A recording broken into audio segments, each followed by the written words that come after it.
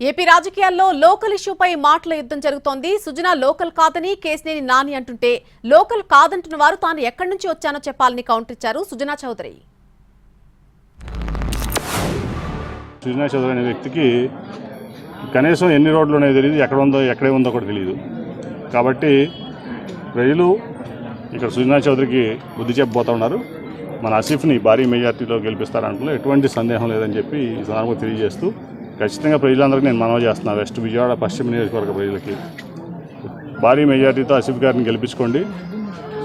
ఎప్పుడు కూడా మీకు అందుబాటులో ఉంటాడు, మీకు సేవ చేసుకుంటాడు, మీకు ప్రజాసేవకుడిగా ఉంటాను. కానీ పెత్తందారి లేక ఉండడు సుజనా చౌదరి లేక.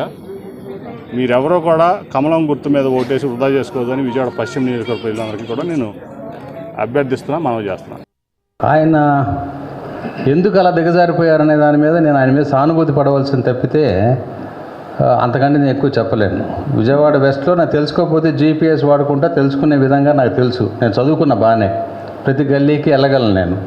విజయవాడ వెస్ట్లో ఇప్పుడు ఎవరైనా సరే అట్లా వెళ్ళాలంటే అందరికీ అన్నీ తెలుసు అని నేను చెప్పను. కానీ కేసినేని నాని గారు స్థాయికి నేను దిగలేను, అంతవరకైతే సమాధానం చెప్పగలను.